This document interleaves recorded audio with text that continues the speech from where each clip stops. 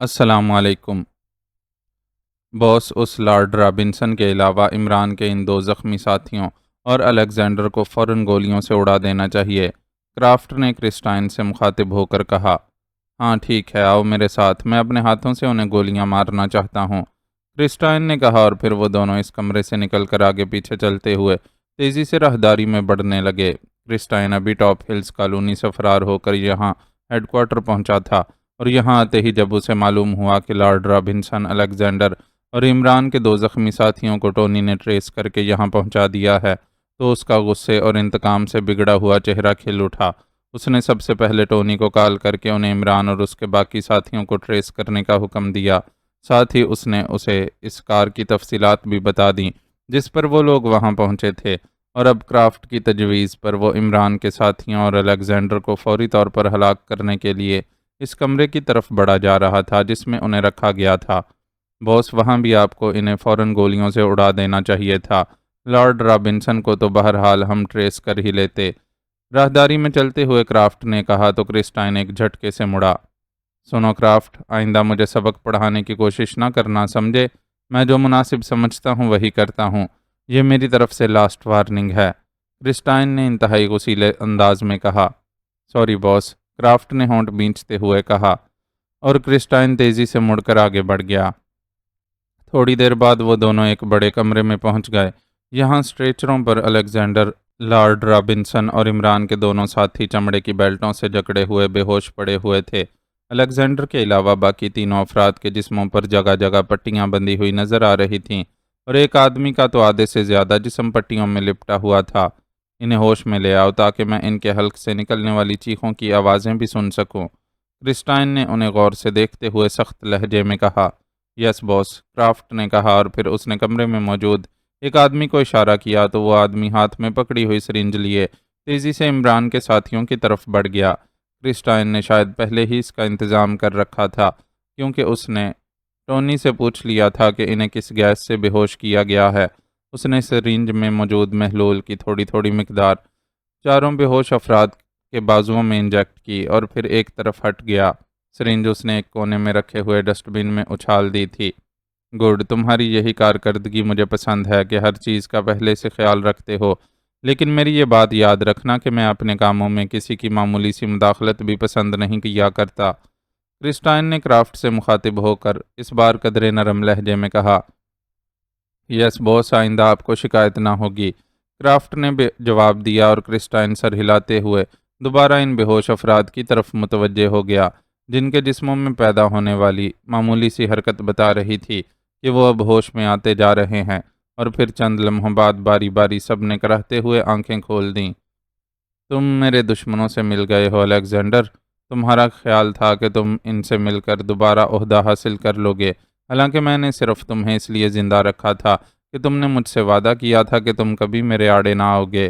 Christine نے آگے بڑھ کر اسٹریچر پر بندھے پڑے الیگزینڈر کے چہرے پر زوردار تھپڑ مارتے ہوئے غرا کر کہا، میں نے کوئی بد عہدی نہیں کی کرسٹائن، البتہ تم نے بد عہدی کی ہے، تم نے ویسٹرن کارمن کے شریف لوگوں پر ظلم کی انتہا کر دی ہے، جبکہ جرائم پیشہ افراد کی تم رقم لے کر سرپرستی کرتے ہو، حالانکہ تم نے بھی یہ وعدہ کیا تھا کہ تم میرا عہدہ سنبھالنے کے بعد ویسٹرن کارمن کے تحفظ کے لیے کام کرو گے۔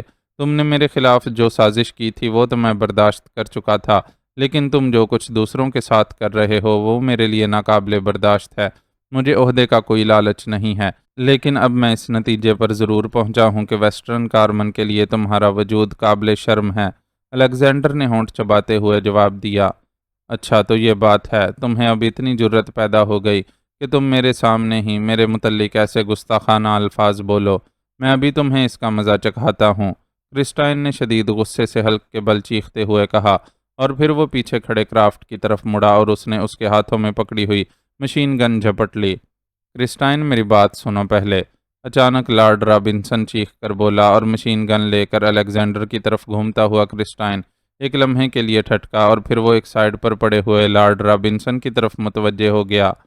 تم فکر نہ کرو، اب مجھے کسی انعام وغیرہ کی کوئی پرواہ نہیں ہے، اب میں تمہارے جسم کا ایک ایک ریشہ اپنے ہاتھوں سے علیحدہ علیحدہ کروں گا، سارے فساد کی جڑ تم ہو، اگر تم میرے حکم سے سرتابی نہ کرتے تو یہ حالات ہی پیدا نہ ہوتے۔ کرسٹائن نے انتہائی غصیلے لہجے میں کہا۔ سنو کرسٹائن، اگر تم وعدہ کرو کہ تم عمران اور اس کے ساتھیوں کو کچھ نہ کہو گے تو میں اپنا ووٹ کسی کے حق میں نہ دوں گا۔ اس طرح ڈاکٹر زبیری اور ڈاکٹر گراہم دونوں کو مشترکہ طور پر ٹاپ پرائز مل جائے گا۔ لارڈ رابنسن نے ہونٹ چباتے ہوئے کہا، اور اسی لمحے کمرہ کرسٹائن کے فاتحانہ کہکہوں سے گونج اٹھا۔ ہا ہا ہا ہا، آخر تمہاری اصول پسندی دم توڑ ہی گئی۔ بڑے اصول پسند بنے پھرتے تھے۔ میں تمہیں اس قابل ہی نہ چھوڑوں گا کہ تم آئندہ کے لیے کوئی بھی فیصلہ کر سکو۔ میں تمہاری ایک ایک رگ پر گولیوں کی بارش کر دوں گا، کرسٹائن نے کہا لگاتے ہوئے کہا، اور اس کے ساتھ ہی اس نے مڑ کر الیگزینڈر کی طرف مشین گن کا رخ کیا ہی تھا کہ یکلخت کمرے کا دروازہ کھلنے کی آواز سنائی دی، اور کرافٹ اور کرسٹائن دونوں یہ آواز سنتے ہی عقب میں موجود دروازے کی طرف گھوم گئے۔ دروازے سے ایک آدمی اندر داخل ہو رہا تھا۔ باس، ٹونی کی ایمرجنسی کال ہے، اس آدمی نے مؤدبانہ لہجے میں کہا۔ ٹونی کی کال؟ اوہ، اس کا مطلب ہے اس نے یقیناً عمران اور اس کے ساتھیوں کو تلاش کر لیا ہوگا۔ ٹھیک ہے، ان سب کا انجام ایک دوسرے کے سامنے ہونا چاہیے۔ ان سب کی چیخیں بیک وقت اس کمرے میں گونجنی چاہیے۔ جاؤ کرافٹ، کال سنو اور پھر مجھے بتاؤ کہ یہ لوگ کس وقت یہاں مردہ یا زندہ پہنچ رہے ہیں، کرسٹائن نے یکلخت مسرت بھرے لہجے میں کہا، اور کرافٹ سر ہلاتا ہوا دروازے کی طرف بڑھ گیا۔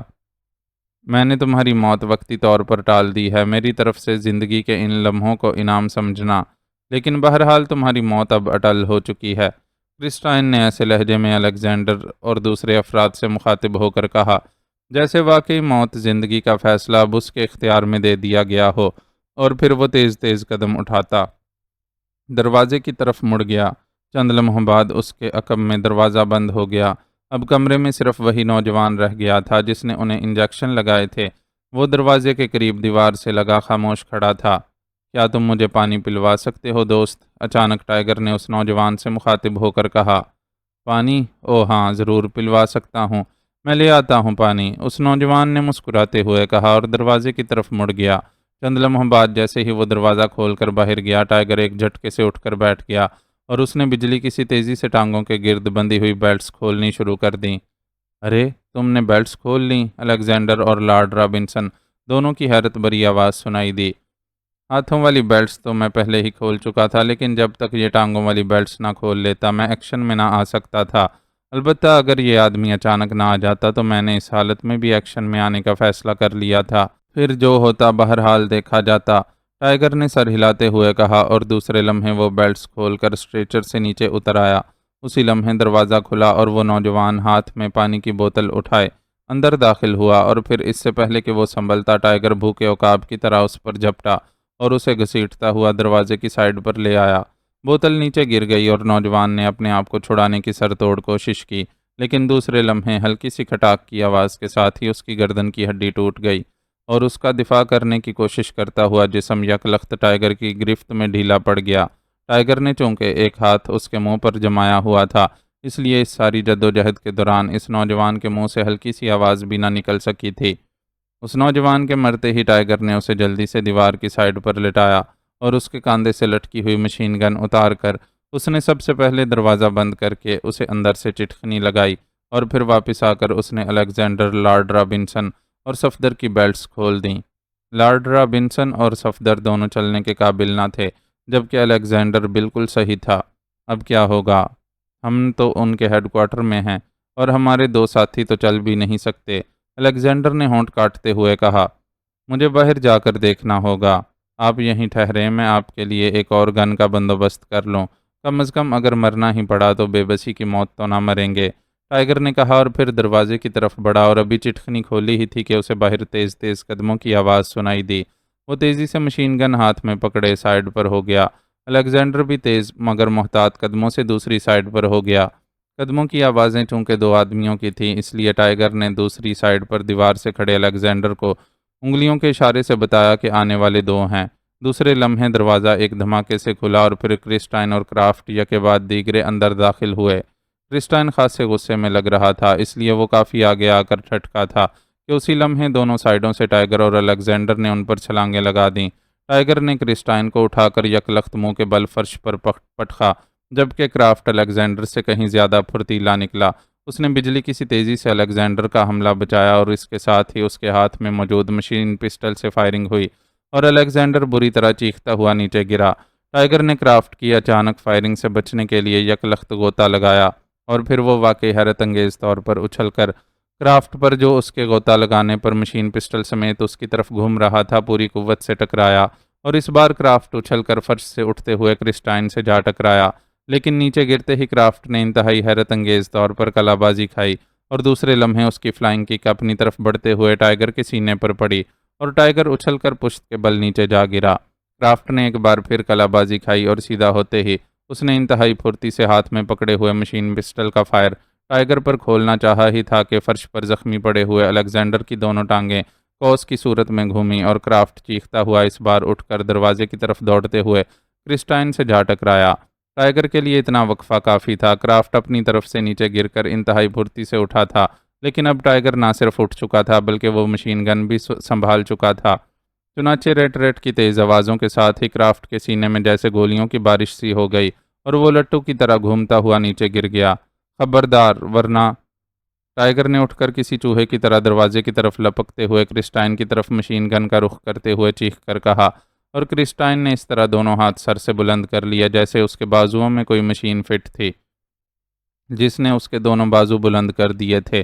کرسٹائن کا چہرہ زخمی بھی تھا اور خوف و دہشت سے بگڑا ہوا بھی تھا۔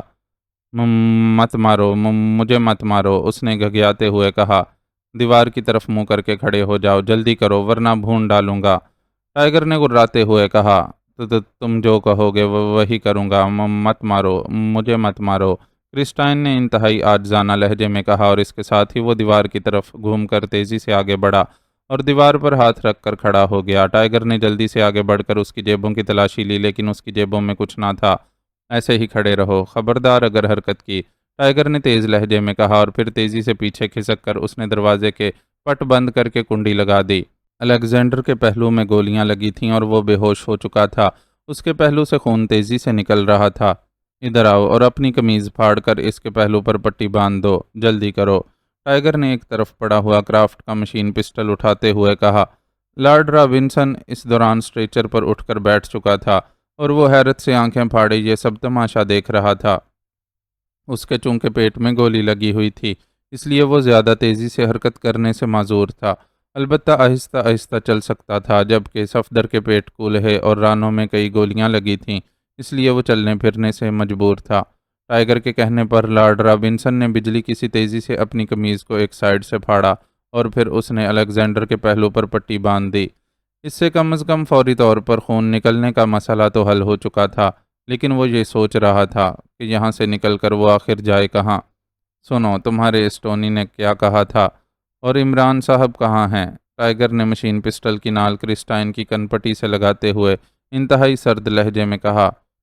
عمران روشام کلب میں ہے، لیکن وہاں اس کے ساتھ صرف اس کے 2 ساتھی ہیں، ٹرومین وہاں نہیں ہے، ٹونی نے انہیں ٹریس کر لیا ہے، میں نے اسے حکم دیا تھا کہ وہ وہیں میرا اور کرافٹ کا انتظار کرے، اور میں تم سب کو ختم کر کے وہاں ریڈ کے لیے خود جانا چاہتا تھا، لیکن کرسٹائن نے جلدی جلدی بتاتے ہوئے کہا۔ وہ واقعی انتہائی بزدل آدمی تھا۔ کرافٹ کی ہلاکت اور اپنی موت کو سامنے دیکھ کر وہ بالکل ہی بھیڑ بن چکا تھا۔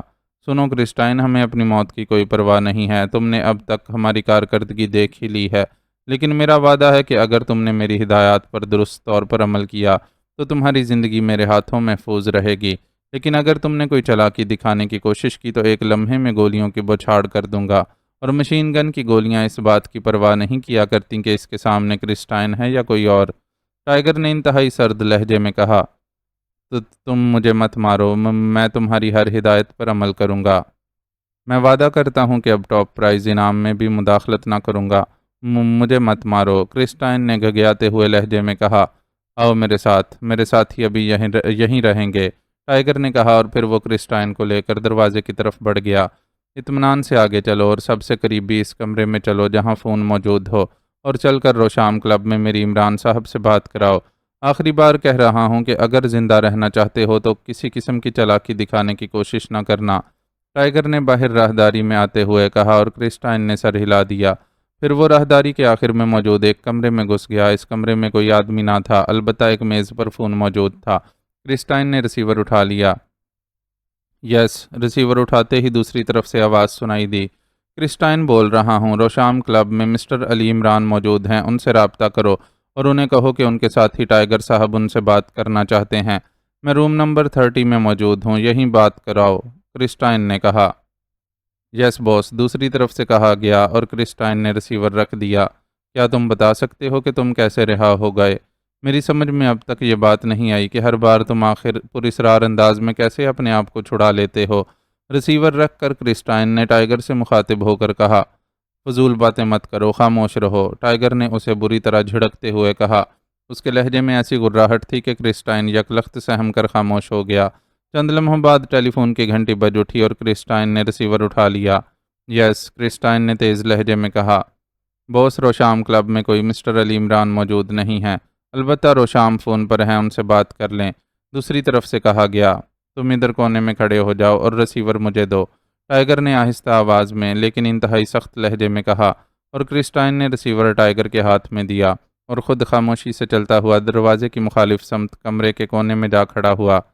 مسٹر روشام، میں عمران کا ساتھی ٹائیگر بول رہا ہوں، روٹ کے ہیڈ کوارٹر سے۔ کرسٹائن اب ہمارے مخالف نہیں رہے، بلکہ مذاکرات کے بعد اب وہ ہمارے ساتھی بن چکے ہیں۔ اب پہلے والی صورتحال نہیں رہی، اس لیے آپ عمران صاحب سے میری بات کرا دیں، اور یہ بھی بتا دوں کہ کرسٹائن کو اس کے آدمی ٹونی نے یہ اطلاع دے دی تھی کہ مسٹر علی عمران، جولیا اور تنویر روشام کلب میں موجود ہیں، البتہ مسٹر ٹرومین وہاں موجود نہ تھے۔ کرسٹائن نے اس ٹونی کو انتظار کرنے کا حکم دیا تھا، وہ خود وہاں ریڈ کرنا چاہتے تھے، لیکن پھر ہمارے ساتھ مذاکرات کے بعد صورتحال تبدیل ہو چکی ہے۔ اب مسٹر کرسٹائن ہمارے ساتھی بن چکے ہیں، لارڈ رابنسن نے ان سے صلح کر لی ہے۔ ٹائیگر نے جان بوجھ کر ایسے فکرے کہے تاکہ ہیڈ کوارٹر ایکسچینج میں بیٹھا ہوا آپریٹر اصل صورتحال کو نہ سمجھ سکے، ورنہ ٹائیگر جانتا تھا کہ اس کے ساتھی شدید زخمی ہیں اور وہ اکیلا اس ہیڈ کوارٹر کے اندر مؤثر طور پر نہ اپنا دفاع کر سکے گا اور نہ اپنے ساتھیوں کا۔ یہ تو کرسٹائن کی فطری بزدلی تھی کہ وہ اس طرح بھیڑ بنا ہوا تھا، ورنہ اس کی جگہ کوئی اور ہوتا تو لازماً اب تک صورتحال کو ان کے خلاف بدل چکا ہوتا۔ ہیلو ٹائیگر، میں عمران بول رہا ہوں، کیا تم ریڈ سرکل سے بول رہے ہو؟ اسی لمحے عمران کی آواز ریسیور پر ابھری، وہ شاید روشام کے ساتھ موجود تھا اور ٹائیگر کی باتیں سن رہا تھا۔ یس باس، ٹاپ ریڈ سرکل سے بول رہا ہوں، البتہ اس جگہ کو یہ لوگ ہیڈ کوارٹر کہتے ہیں، میرے سب ساتھی اوکے ہیں۔ مسٹر کرسٹائن مکمل طور پر ہمارا ساتھ دینے پر رضامند ہو چکے ہیں، بس اب فائنل مذاکرات آپ سے ہونے باقی ہیں تاکہ معاہدہ مکمل ہو سکے۔ ٹائیگر عمران کی طرف سے بولے گئے لفظ ریڈ سرکل کو چونکہ اچھی طرح سمجھتا تھا، اس لیے اس نے اسی انداز میں جواب دیتے ہوئے کہا، ریڈ سرکل سے عمران کا مطلب تھا کہ کیا اس نے زبردستی قابو پا رکھا ہے؟ اوکے، میں فائنل مذاکرات کے لیے تیار ہوں، تم ایسا کرو کہ مسٹر کرسٹائن کو ساتھ لے کر یہیں روشام کلب آ جاؤ، اپنے ساتھیوں کو بھی ساتھ لیتے آنا۔ ہم یہاں مسٹر کرسٹائن کے استقبال کے لیے تیار ہیں اور اسے یقین دلاتے ہیں کہ جو معاہدہ تم نے ان سے کیا ہے، ہم بھی اس معاہدے پر قائم رہیں گے، صرف تفصیلات طے کریں گے، معاہدہ وہی رہے گا۔ عمران کی آواز سنائی دی۔ اوکے باس، ٹائیگر نے کہا اور ریسیور رکھ دیا۔ تم نے آواز سن لی ہوگی کرسٹائن، یہ تمہارے لیے زندگی بچانے کا آخری موقع ہے۔ ہمیں تمہارے ہیڈ کوارٹر، تمہاری ایجنسی روٹ یا تمہاری موت سے کوئی دلچسپی نہیں ہے، ہم صرف اتنا چاہتے ہیں کہ تم ٹاپ پرائز میں مداخلت نہ کرو، اور اس کا وعدہ تم نے خود کر لیا ہے، لیکن اگر تمہاری نیت میں ذرا سا بھی کھوٹ ہے تو پھر نہ تم زندہ رہو گے اور نہ تمہارا ہیڈ کوارٹر سلامت رہے گا اور نہ تمہاری ایجنسی۔ بولو کیا چاہتے ہو؟ ٹائیگر نے ریسیور رکھ کر انتہائی کرخت لہجے میں کہا، میں نے وعدہ کر لیا ہے اور تم یقین رکھو میں اپنا وعدہ پورا کروں گا۔ میں تمہارا اور تمہارے زخمی ساتھیوں کو یہاں سے روشام کلب بھیجنے کا بندوبست کر دیتا ہوں، اس الیگزینڈر کی بینڈیج بھی کرا دیتا ہوں۔ کرسٹائن نے جلدی سے کہا، تمہیں میرے ساتھ جانا ہوگا، سمجھے، ہر صورت میں، اور یہ بھی سن لو کہ لارڈ رابنسن جب تک ٹاپ پرائز کا اعلان نہ کر دے تم ہمارے پاس رہو گے، اس کے بعد ہم تمہیں زندہ اور صحیح سلامت واپس کر دیں گے اور خود اپنے ملک چلے جائیں گے، بس یہ میرا آخری فیصلہ ہے، اور اب اس سلسلے میں مزید کوئی بات نہ ہوگی۔ ٹائیگر نے سخت لہجے میں کہا، اوکے، مجھے منظور ہے۔ کرسٹائن نے ایک طویل سانس لیتے ہوئے کہا، تم واقعی سمجھدار ہو، ٹائیگر نے مسکراتے ہوئے کہا، اور پھر وہ کرسٹائن کو ساتھ لیے اس کمرے سے باہر آ گیا۔ باہر راہداری کی دوسری طرف ایک برآمدہ سا تھا، وہاں مشین گنوں سے مسلح 4 افراد موجود تھے، لیکن کرسٹائن نے یہاں کوئی خلاف معمول حرکت نہ کی، حالانکہ ٹائیگر پوری طرح چوکنا تھا۔ اپنے دفتر میں آ کر کرسٹائن نے فون پر ہدایات دینی شروع کر دیں۔ کرافٹ اور دوسرے آدمی کی لاشیں اس نے برقی بھٹی میں ڈالنے کا حکم دیا۔ الیگزینڈر کو فوری طور پر طبی امداد دینے کے ساتھ ساتھ اس نے ایک اسٹیشن ویگن بھی تیار کرنے کا حکم دیا اور اس کے ساتھ ساتھ اس نے ٹونی کو ٹرانسمیٹر کال کر کے واپس اس کے ہیڈ کوارٹر جانے کے احکامات دے دیے۔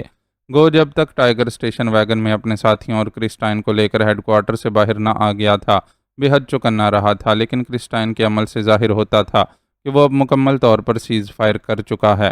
اس نے ایک لمحے کے لیے بھی ایسی حرکت نہ کی تھی جس سے اس کی بدنیتی ظاہر ہوتی۔ بلیک روٹ ہیڈ کوارٹر کا انچارج سورلو اپنے دفتر میں بیٹھا ایک ضخیم فائل کے مطالعے میں مصروف تھا۔ وہ لمبے قد اور بھرے ہوئے جسم کا ایک نوجوان تھا۔ بلیک روٹ گو روٹ کی ایک شاخ تھی، لیکن وہ ریڈ روٹ سے یکسر مختلف فیلڈ میں کام کرتی تھی۔ ایک لحاظ سے اسے سیکرٹ سروس کے انداز میں منظم کیا گیا تھا۔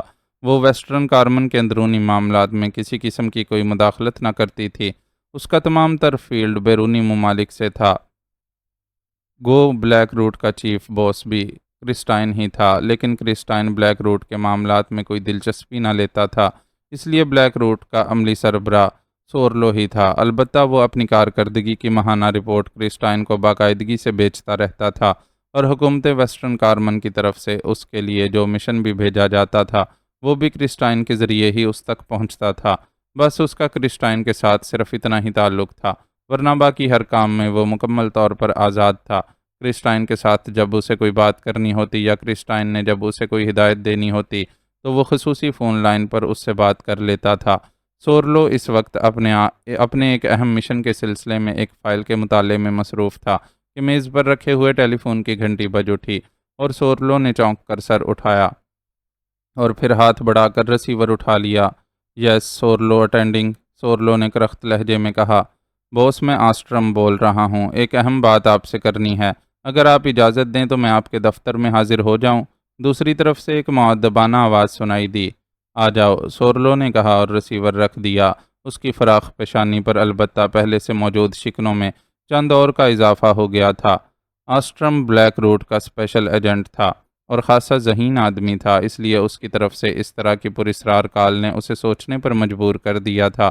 اس نے فائل بند کر کے میز کی دراز میں رکھی اور پھر آسٹرم کے انتظار میں بیٹھ گیا۔ تھوڑی دیر بعد دروازے پر دستک ہوئی۔ یس کم ان، سورلو نے کہا اور دروازہ کھلنے پر ایک چھریرے بدن کا سمارٹ سا نوجوان اندر داخل ہوا۔ آؤ بیٹھو آسٹرم، تمہاری کال نے مجھے پریشان کر دیا ہے، سورلو نے نرم لہجے میں کہا۔ باس پرابلم ہی ایسی ہے کہ مجھے خود آنا پڑا، آسٹرم نے میز کی دوسری طرف کرسی پر بیٹھتے ہوئے کہا۔ اچھا کیا بات ہے، سورلو نے قدرے آگے کی طرف جھکتے ہوئے کہا۔ باس کیا آپ یقین کریں گے کہ پاک ایشیا سیکرٹ سروس ہمارے ملک میں کام کر رہی ہے اور پاک ایشیا کا خوفناک ترین آدمی علی عمران بھی یہاں موجود ہے، آسٹرم نے کہا۔ تو سورلو ایک لمحے تک تو ایسی نظروں سے آسٹرم کو دیکھتا رہا جیسے اسے یقین نہ آ رہا ہو کہ یہ بات آسٹرم نے ہی کی ہے یا اس کے کان بج رہے ہیں، لیکن دوسرے لمحے وہ بے اختیار کرسی سے اچھل پڑا۔ علی عمران، پاک ایشیا سیکرٹ سروس یہاں ویسٹرن کارمن کے دارالحکومت میں، یہ کیا کہہ رہے ہو آسٹرم؟ کیا تم نشے میں تو نہیں ہو؟ سورلو نے بے اختیار چیخنے کے سے انداز میں کہا۔ میں درست کہہ رہا ہوں باس، آپ تو اس علی عمران اور پاک ایشیا سیکرٹ سروس کے بارے میں مجھ سے بہتر جانتے ہیں۔ بہرحال مجھے اچانک ایک مقامی آدمی کی معرفت جب اس بات کا پتہ چلا تو میں نے بھی پہل آپ کی طرح اس پر یقین نہ کیا، لیکن جب میں نے مکمل انکوائری کی تو جو صورتحال سامنے آئی ہے وہ انتہائی تشویشناک ہے۔ یہی وجہ ہے کہ مجھے فون پر رپورٹ دینے کے بجائے خود یہاں آنا پڑا ہے، آسٹرم نے جواب دیتے ہوئے کہا۔ اوہ، اگر واقعی ایسا ہے تو پھر تو یہ نہ صرف انتہائی تشویشناک بات ہے بلکہ ہمارے لیے شرم سے مر جانے کا مقام ہے کہ ہمارا ہیڈ کوارٹر یہاں موجود ہے لیکن ہم ان کی آمد سے ہی بے خبر ہیں۔ جلدی بتاؤ وہ لوگ یہاں کس مشن پر آئے ہیں، سورلو نے ہونٹ چباتے ہوئے کہا۔ باس ان کا مشن بھی انتہائی حیرت انگیز ہے، وہ چیف باس کرسٹائن کے خلاف مشن پر یہاں آئے ہیں، اس کے علاوہ ان کا اور کوئی مشن نہیں ہے، آسٹرم نے جواب دیا۔ کیا بکواس کر رہے ہو، چیف باس کے خلاف مشن اور پاک ایشیا سروس یہاں آئی ہے؟ تفصیل بتاؤ تفصیل، سورلو نے اس بار حلق کے بل چیختے ہوئے کہا۔ اس کا انداز ایسا تھا جیسے اس کی قوت برداشت جواب دے گئی ہو۔ باس، بین الاقوامی اہمیت کا انعام ٹاپ پرائز اس سارے معاملے کی بنیاد بنا ہے۔ اس سال سائنس کے ٹاپ پرائز کے لیے 2 سائنسدانوں کے نام سامنے آئے جن میں سے ایک ویسٹرن کارمن کا ڈاکٹر گراہم ہے اور دوسرا گریٹ لینڈ کا پاک ایشیائی نژاد ڈاکٹر زبیری ہے۔ فائنل کمیٹی میں دونوں کے ووٹ برابر ہو گئے، اس لیے فیصلہ کن ووٹ ٹرسٹ کے چیئرمین لارڈ رابنسن کا ہو گیا۔ چیف باس اس سال کا ٹاپ پرائز ڈاکٹر گراہم کو دلانا چاہتا ہے تاکہ ویسٹرن کارمن کی عزت بڑھے، اور لارڈ رابنسن چونکہ ویسٹرن کارمن کا باشندہ ہے اور ٹاپ پرائز ٹرسٹ کا ہیڈ کوارٹر بھی ویسٹرن کارمن میں ہے، اس لیے چیف باس نے لارڈ رابنسن کو حکم دیا کہ وہ اپنا فیصلہ کن ووٹ ڈاکٹر گراہم کے حق میں کاسٹ کریں، لیکن لارڈ رابنسن نے نہ صرف انکار کر دیا بلکہ یہ اندیا بھی دیا کہ وہ اپنا ووٹ ڈاکٹر زبیری کے حق میں کاسٹ کرنے کا فیصلہ کر چکا ہے۔ اس پر چیف باس شدید برہم ہوئے، انہوں نے لارڈ رابنسن کو دھمکیاں دینی شروع کر دیں۔ لارڈ رابنسن روپوش ہو گیا۔ پاک ایشیا کا علی عمران اس کا دوست اور آکسفورڈ میں کلاس فیلو رہا ہے۔ ادھر چونکہ ڈاکٹر زبیری کا تعلق پاک ایشیا سے ہے، شاید اس لیے لارڈ رابنسن نے علی عمران کو فون کر کے مدد کے لیے کہا۔ یہ فون کال چیک کر لی گئی۔ جب چیف باس کو اس کا علم ہوا تو وہ بے حد غصے میں آ گئے۔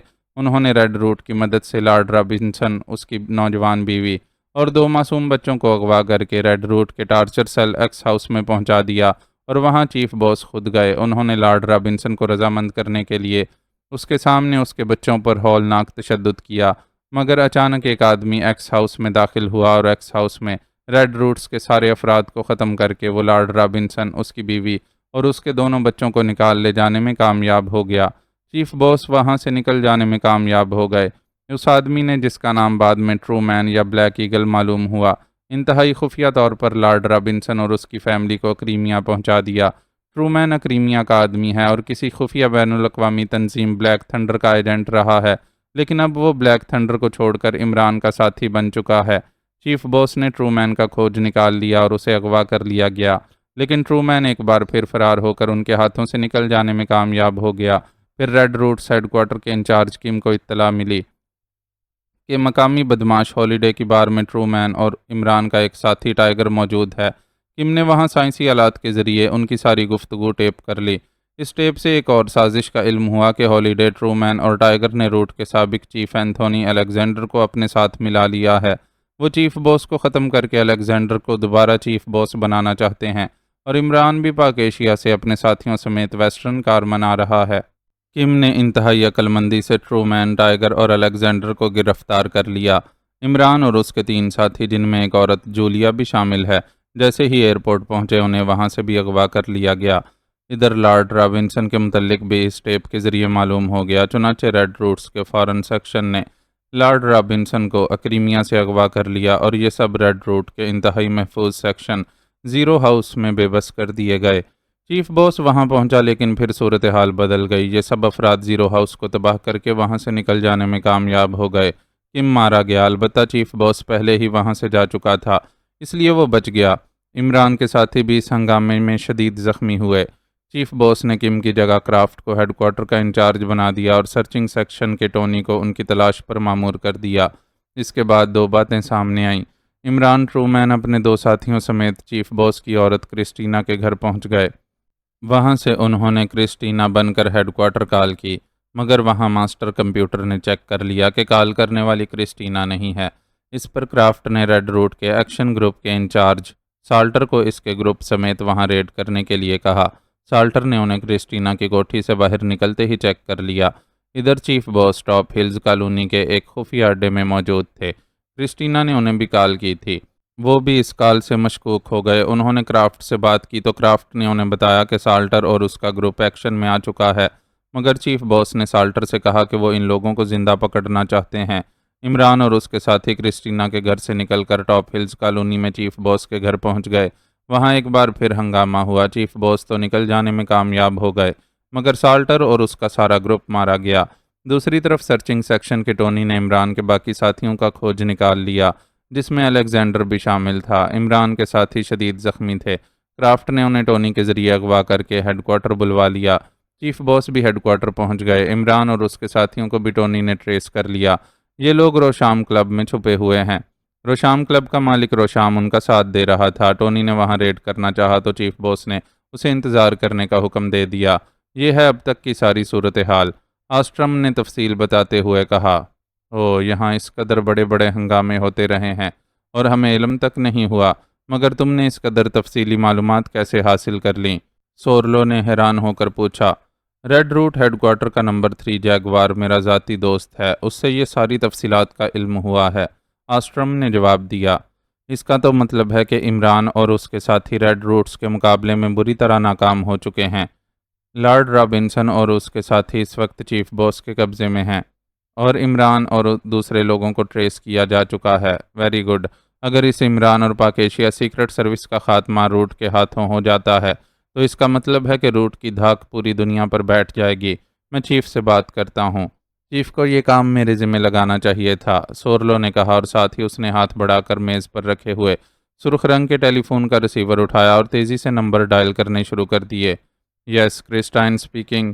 رابطہ قائم ہوتے ہی چیف باس کی آواز سنائی دی، لیکن چیف باس کی آواز سن کر سورلو بے اختیار چونک پڑا۔ اس کے چہرے پر شدید حیرت کے آثار نظر آنے لگے۔ گو آواز اور لہجہ چیف باس کا ہی تھا، لیکن ان کے لہجے میں وہ کرختگی اور گن گرج مفقود تھی جو ان کی طبیعت کا خاصہ تھا۔ اس بات پر سورلو چونکا تھا۔ سورلو بول رہا ہوں چیف، سورلو نے ہونٹ چباتے ہوئے کہا۔ او، تم کیسے فون کیا ہے؟ دوسری طرف سے کرسٹائن نے چونک کر پوچھا۔ چیف مبارک ہو، آپ نے واقعی کمال کارکردگی دکھائی ہے، عمران اور اس کے ساتھیوں کو ناکام کر دیا ہے۔ حالانکہ یہ لوگ بین الاقوامی طور پر انتہائی خطرناک ایجنٹ سمجھے جاتے ہیں، لیکن آپ نے مجھے کیوں یہ مشن نہیں دیا؟ میں ان سے فوری طور پر نمٹ لیتا۔ سورلو نے مبارکباد دینے کے ساتھ ساتھ شکوہ کرتے ہوئے کہا۔ تمہیں کیسے معلوم ہوا؟ کرسٹائن کے لہجے میں حیرت تھی۔ آخر میں بلیک روٹ کا چیف ہوں باس، مجھ سے زیادہ دیر تک کوئی بات چھپی نہ رہ سکتی تھی، سورلو نے مسکراتے ہوئے کہا۔ بہرحال کال کرنے کا شکریہ۔ عمران کے ساتھ میں نے صلح کر لی ہے اور ابھی تھوڑی دیر بعد میں اس کے زخمی ساتھیوں کو ساتھ لے کر روشام کلب اس سے ملنے جا رہا ہوں تاکہ صلح کے معاہدے کی تفصیلات طے کی جا سکیں۔ تم نے اب اس سلسلے میں کسی قسم کی کوئی ایسی حرکت نہیں کرنی جس سے کوئی غلط فہمی پیدا ہو جانے کا امکان ہو۔ تم اس سارے معاملے سے قطعی علیحدہ رہو، یہ میرا حکم ہے، سمجھے؟ کرسٹائن نے سخت لہجے میں کہا۔ یس چیف باس، جیسے آپ کا حکم۔ میں تو بہرحال حکم کا پابند ہوں۔ آپ اپنے معاملات بہتر طور پر سمجھ سکتے ہیں، سورلو نے مؤدبانہ لہجے میں کہا۔ ٹھیک ہے، چیف باس نے کہا، اور اس کے ساتھ ہی رابطہ ختم ہو گیا۔ سورلو نے ریسیور کریڈل پر رکھ دیا۔ کیا مطلب باس؟ کامیابی کے بعد صلح؟ میں سمجھا نہیں۔ سامنے بیٹھے آسٹرم نے حیران ہو کر کہا۔ صورتحال ویسی نہیں ہے جیسی کہ ظاہر کی جا رہی ہے۔ آسٹرم، تم ابھی میرے سامنے اپنے دوست جیگوار کو کال کرو اور اس سے پوچھو کہ اصل چکر کیا ہے۔ چیف باس کا لہجہ بتا رہا ہے کہ وہ یہ سب کچھ کسی خاص مجبوری کے تحت کر رہا ہے، سورلو نے انتہائی تشویش بھرے لہجے میں کہا۔ اوہ، میں ابھی معلوم کرتا ہوں، آسٹرم نے کہا، اور سرخ فون کے ساتھ پڑے ہوئے دوسرے فون کا ریسیور اٹھا کر اس نے اس کے بٹن پریس کرنے شروع کر دیے۔ یس ہیڈ کوارٹر۔ رابطہ قائم ہوتے ہی دوسری طرف سے آواز سنائی دی۔ بلیک روٹ ایجنٹ آسٹرم بول رہا ہوں، جیگوار سے بات کراؤ، آسٹرم نے کہا۔ یس سر، ہولڈ آن کریں، دوسری طرف سے کہا گیا، اور چند لمحوں بعد ایک اور آواز ریسیور پر ابھری۔ یس، جیگوار بول رہا ہوں۔ بولنے والے کے لہجے میں نرمی تھی۔ جیگوار، ابھی ہمارے چیف نے چیف باس سے بات کی ہے۔ چیف باس نے بتایا کہ انہوں نے عمران گروپ سے صلح کر لی ہے اور وہ اس کے زخمی ساتھیوں کو ساتھ لے کر روشام کلب عمران سے کسی معاہدے کی تفصیلات طے کرنے جا رہے ہیں، آسٹرم نے کہا۔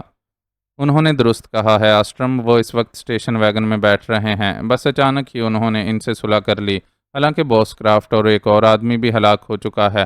میری تو اپنی سمجھ میں کوئی بات نہیں آ رہی۔ بہرحال چیف باس اپنی مرضی کے مالک ہیں، ہم کیا کر سکتے ہیں؟ دوسری طرف سے جیگوار نے جواب دیا۔ کرافٹ ہلاک ہو چکا ہے؟ کہاں اور کیسے؟ آسٹرم نے بری طرح چونکتے ہوئے پوچھا۔ کرافٹ نے عمران کے زخمی ساتھیوں، جس میں الیگزینڈر بھی شامل تھا، الیگزینڈر البتہ ٹھیک ٹھاک تھا، یہاں ہیڈ کوارٹر میں اسٹریچروں سے بندھے ہوئے تھے۔ پھر ٹونی کی کال آنے کے بعد کہ عمران کو ٹریس کر لیا گیا ہے، باس کرافٹ کو ساتھ لے کر اس کمرے میں گئے۔ اس وقت وہ شدید غصے میں تھے اور بظاہر یہی معلوم ہوتا تھا کہ وہ عمران کے ان سب ساتھیوں کو جو ہیڈ کوارٹر میں موجود ہیں الیگزینڈر سمیت فوری طور پر ہلاک کرنے کا فیصلہ کر چکے ہیں، لیکن بعد میں انتہائی حیرت انگیز طور پر وہ عمران کے ایک ساتھی کے ساتھ واپس آ گئے۔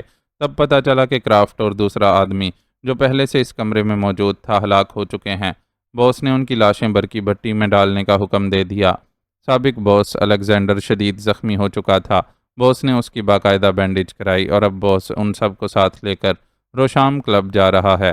اب بتایا گیا ہے کہ باس نے ان سے صلح کر لی ہے، جیگوار نے جواب دیتے ہوئے کہا۔ ٹھیک ہے، شکریہ، آسٹرم نے کہا اور ریسیور رکھ دیا۔ اوہ، میں سمجھ گیا، وہاں اس کمرے میں جھگڑا ہوا اور کرافٹ اور اس کا ساتھی ہلاک ہو گئے، الیگزینڈر زخمی ہوا، چیف باس کو انہوں نے گن پوائنٹ پر قابو کر لیا اب میں سمجھ گیا کہ باس کے لہجے میں بے بسی کیوں تھی۔ باس اپنی جان کے خوف سے مجبور ہو گیا ہے۔ اوکے آسٹرم، ہمیں باس کو ان کے قبضے سے بھی آزاد کرانا ہے اور عمران اور اس کے ساتھیوں کو بھی قابو کرنا ہے۔ اس کے بعد اگر باس نے واقعی ان سے صلح کر لی ہے تو ٹھیک، ورنہ ان سب کو ہلاک ہونا پڑے گا۔ سورلو نے کرسی سے اٹھ کر کھڑے ہوتے ہوئے کہا۔ یس باس، تو پھر میں گروپ کو تیار کروں؟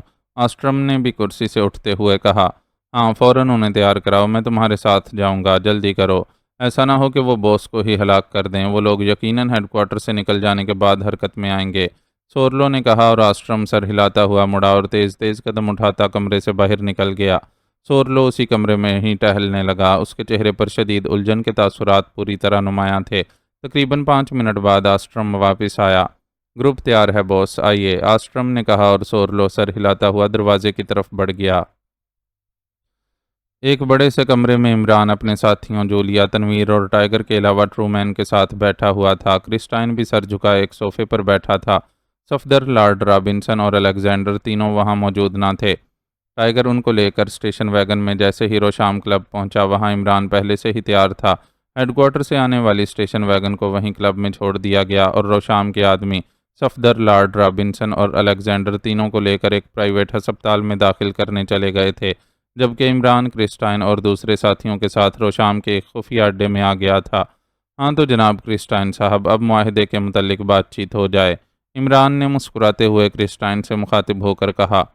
بات چیت کیا کرنی ہے، بس میں نے کہہ دیا ہے کہ لارڈ رابنسن بے شک ٹاپ پرائز ڈاکٹر زبیری کو دینے کا اعلان کر دیں، جھگڑا ختم اور اب تم مجھے واپس جانے دو، کرسٹائن نے ہونٹ کاٹتے ہوئے کہا۔ دیکھو کرسٹائن، تمہاری موجودہ حالت بتا رہی ہے کہ تم یہ سب کچھ مجبوراً کہہ رہے ہو، صرف اپنی جان بچانے کی غرض سے، اور مجھے یقین ہے کہ ہمارے جانے کے بعد تم نے لازماً لارڈ رابنسن اور اس کی فیملی سے ہولناک انتقام لینے سے ہرگز گریز نہیں کرنا۔ اگر ایسی بات ہے تو کھل کر بتا دو، میں ابھی تمہیں یہاں سے واپس بھجوا دیتا ہوں تاکہ تم ہمارے خلاف جو اقدام کرنا چاہو کر لو، لیکن منافقت اور عیاری میں قطعاً برداشت نہیں کر سکتا، عمران نے خشک لہجے میں کہا۔ نہیں، میں درست کہہ رہا ہوں، کرسٹائن نے ہونٹ چباتے ہوئے کہا۔ ٹائیگر، عمران نے ایک سائیڈ پر بیٹھے ہوئے ٹائیگر سے مخاطب ہو کر کہا۔ یس باس، ٹائیگر نے جھٹکے سے اٹھ کر کھڑے ہوتے ہوئے کہا۔ مسٹر کرسٹائن کو جا کر ان کے ہیڈ کوارٹر چھوڑ آؤ، عمران نے سرد لہجے میں کہا، تو کرسٹائن بے اختیار چونک پڑا، اس کی مایوسی سے دھندلی آنکھوں میں یکلخت زندگی کی چمک سی لہرانے لگی۔ آئیے مسٹر کرسٹائن، ٹائیگر نے مسکراتے ہوئے کہا۔ اوہ شکریہ، یقین رکھو میں اپنے وعدے پر قائم رہوں گا، کرسٹائن نے ایک جھٹکے سے اٹھتے ہوئے کہا، اس کا لہجہ اور انداز سب کچھ یکسر بدل گیا تھا۔ اگر قائم رہو گے تو فائدے میں بھی رہو گے، عمران نے مسکراتے ہوئے جواب دیا، اور کرسٹائن سر ہلاتا ہوا ٹائیگر کے ساتھ بیرونی دروازے کی طرف بڑھ گیا۔ یہ آخر تم کب تک بلی چوہے والا کھیل کھیلتے رہو گے؟ کبھی اس سے لڑتے ہو، کبھی اسے اس طرح زندہ سلامت واپس بھیج دیتے ہو۔ کرسٹائن اور ٹائیگر کے باہر جاتے ہی جولیا نے انتہائی غصیلے لہجے میں کہا۔ عمران صاحب، یہ کرسٹائن انتہائی کمینہ فطرت آدمی ہے، آپ نے اس پر اعتبار کر کے غلطی کی ہے، ٹرومین نے بھی پریشان سے لہجے میں کہا۔ تو تمہارا کیا خیال ہے میں ایک کبوتر کی طرح سہمے ہوئے بے بس انسان پر گولیوں کی بارش کر دوں؟ نہیں، میں ایسا نہیں کر سکتا، اور سنو، ابھی ہم یہیں ہیں، جب تک لارڈ رابنسن صحت مند ہو کر ٹاپ پرائز کا اعلان نہیں کر دیتا اس وقت تک ہم ویسٹرن کارمن سے نہیں جائیں گے، البتہ ہمیں یہ کوٹھی فوری طور پر چھوڑنی ہوگی، میں نے کرسٹائن کو آخری موقع دیا ہے، اس کے بعد اس کے لیے اور کوئی موقع نہ ہوگا، عمران نے کرسی سے اٹھ کر کھڑے ہوتے ہوئے کہا۔ اس کو اس وقت تک یرغمال رکھنا تھا جب تک لارڈ رابنسن اعلان نہیں کر دیتا، جولیا نے کہا۔ پھر تو وہ ایسے ہی سہما سکڑا بیٹھا رہتا، میں اسے ٹیسٹ کرنا چاہتا ہوں، اور اس ٹیسٹ کا جلد ہی نتیجہ نکل آئے گا، عمران نے منہ بناتے ہوئے کہا۔ تمہاری اسی اعلیٰ ظرفی نے تو مجھے شکار کر رکھا ہے، ٹرومین نے مسکراتے ہوئے عمران سے مخاطب ہو کر کہا، اور عمران ہنس پڑا۔ کاش کوئی ہمیں بھی شکار کر لیتا، ہمیں تو آج تک شکار ہونے کی حسرت ہی رہی، عمران نے کنکھیوں سے جولیا کی طرف دیکھتے ہوئے کہا۔ شٹ اپ، فضول بکواس کی ضرورت نہیں ہے، جولیا نے مصنوعی غصے سے کہا، لیکن ساتھ ہی اس نے منہ دوسری طرف کر لیا، جبکہ تنویر جو اب تک مسلسل خاموش بیٹھا تھا جولیا کا انداز دیکھ کر بے اختیار ہونٹ بھینچ لیے، لیکن وہ کچھ بولا نہیں، وہ سب اب اٹھ کر دروازے کی طرف بڑھنے ہی لگے تھے کہ یکلخت عمران کو یوں محسوس ہوا جیسے اس کو ایک زوردار چکر آیا ہو، اس نے اپنے ذہن کو سنبھالنے کی کوشش کی لیکن بے سود، دوسری بار پہلے سے زیادہ زوردار چکر آیا اور پھر یکلخت اس کا ذہن تاریکی میں ڈوبتا چلا گیا۔ پھر جس طرح گہرے تاریک بادلوں کے ذرا سے ہٹنے سے چاند کی کرنیں ان گہرے بادلوں پر پھیلتی ہیں، بالکل اسی طرح اس کے ذہن پر بھی روشنی کی کرنیں تیزی سے پھیلتی چلی گئیں اور اس کے ساتھ ہی اس کی آنکھیں ایک جھٹکے سے کھل گئیں۔ چند لمحوں تک تو اس کا شعور پوری طرح بیدار نہ ہو سکا تھا۔ سب سے پہلے لارڈ رابنسن کو تلاش کرو، اس روشام کے آدمی اسے کسی ہسپتال میں لے گئے ہیں۔ اس کے ذہن سے کرسٹائن کی کرخت آواز ٹکرائی اور اس کے ساتھ ہی اس کا شعور پوری طرح بیدار ہو گیا۔ عمران نے دیکھا کہ وہ ایک کافی بڑے کمرے میں لوہے کے راڈز والی لیکن عام کرسیوں سے مختلف ساخت کی کرسی پر جکڑا ہوا بیٹھا تھا۔ اس نے گردن گھمائی تو اس کے دائیں بائیں دونوں طرف ایسی ہی کرسیوں کی ایک طویل قطار فرش میں نصب موجود تھی، جن میں سے چند پر جولیا، تنویر، ٹرومین اور ٹائیگر اسی حالت میں موجود تھے، جبکہ باقی خالی پڑی ہوئی تھیں۔ کمرہ خاصا بڑا اور ہر طرف سے بند تھا۔ ایک کونے میں جالی لگی ہوئی تھی اور کرسٹائن کی آواز اس جالی میں سے سنائی دے رہی تھی۔ ایک آدمی جس نے سفید کوٹ پہنا ہوا تھا اس وقت ٹرومین کے بازو پر جھکا ہوا تھا، وہ اسے انجیکشن لگا رہا تھا۔ آسٹرم گیا ہوا ہے باس، ابھی اس کی طرف سے رپورٹ مل جائے گی۔ ایک اور آواز ابھری، تمہیں کیسے شک پڑا سورلو کہ میں ان کے ہاتھوں بے بس ہو گیا تھا؟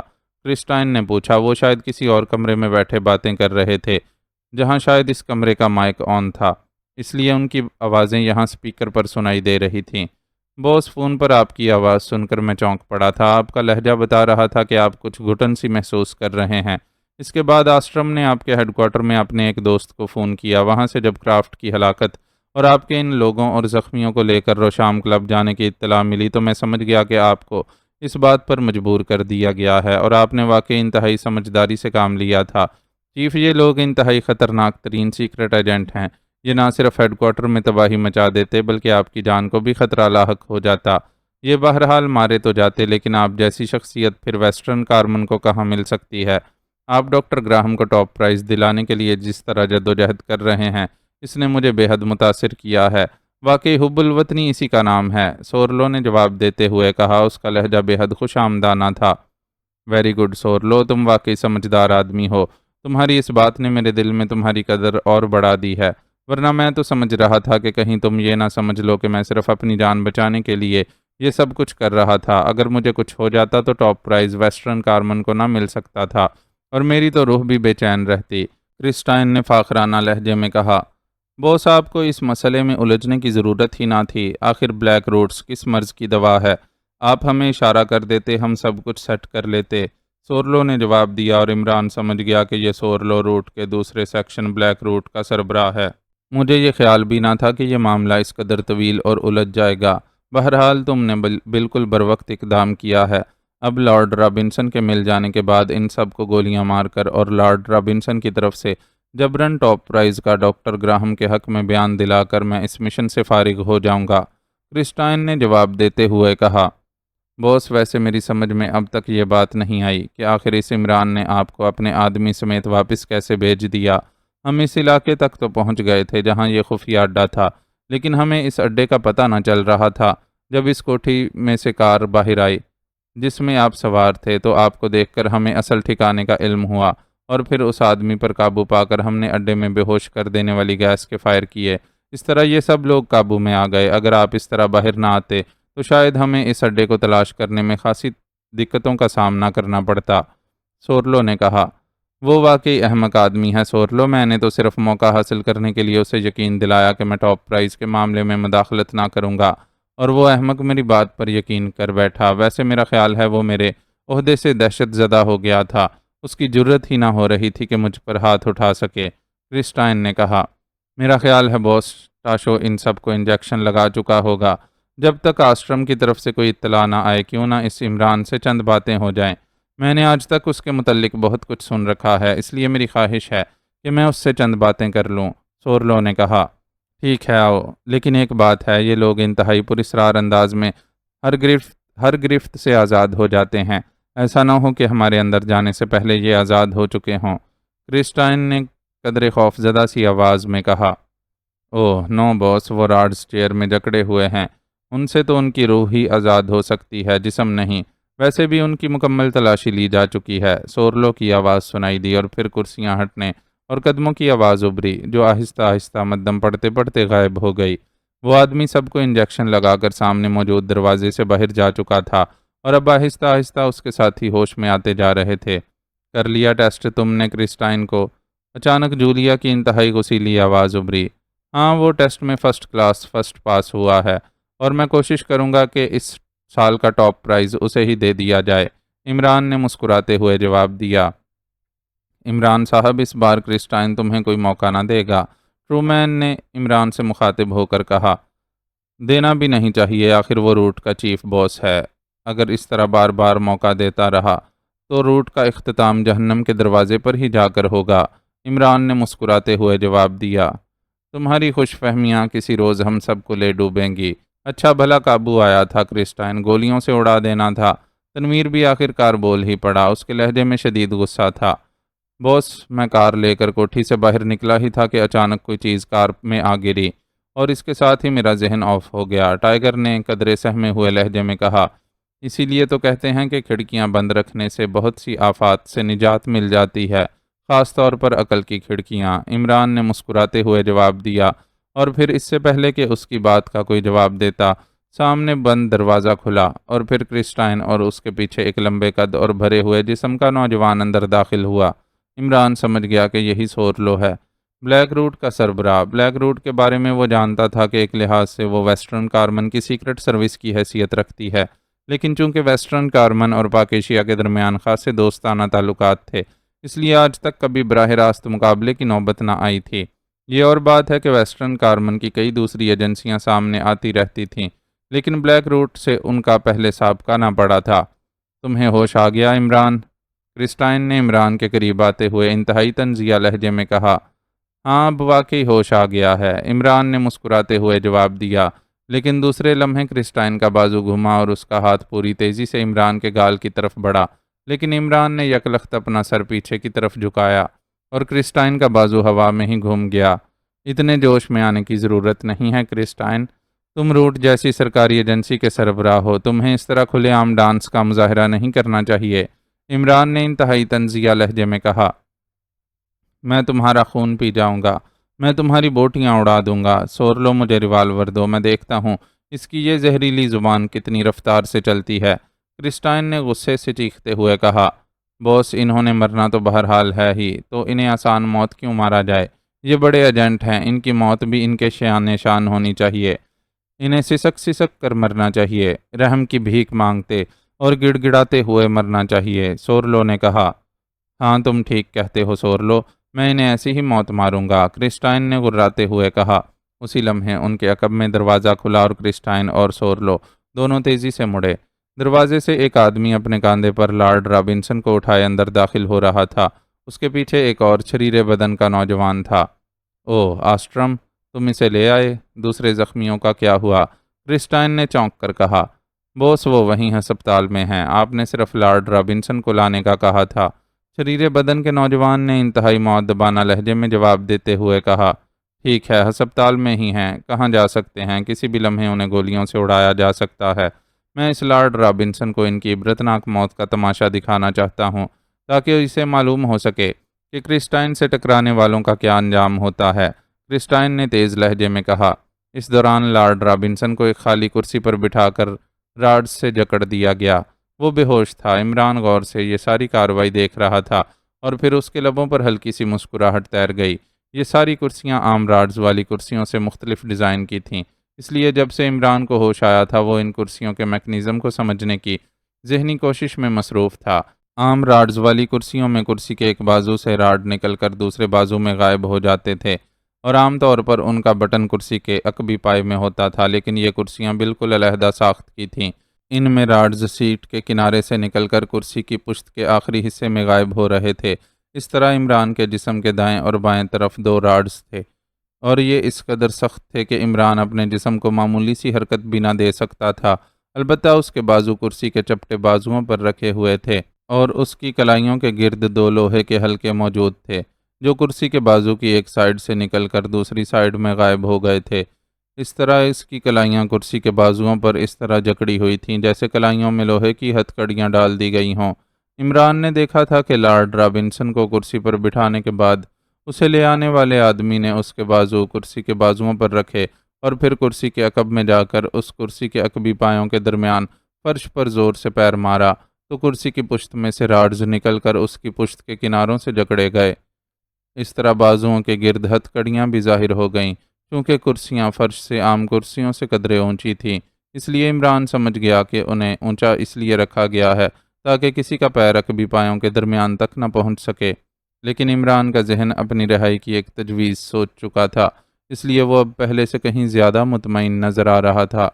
اسے ہوش میں لاؤ تاکہ یہ ان لوگوں کی عبرتناک موت کا منظر دیکھ سکیں، کرسٹائن نے غصیلے لہجے میں کہا، اور لارڈ رابنسن کو لے آنے والا آدمی جو اسے راڈز میں جکڑ کر ایک طرف مؤدبانہ انداز میں کھڑا تھا، تیزی سے آگے بڑھا اور اس نے لارڈ رابنسن کے چہرے پر پے در پے تھپڑ مارنے شروع کر دیے، اور تیسرے چوتھے تھپڑ پر لارڈ رابنسن کر رہا اور پھر اس کی آنکھیں کھل گئیں۔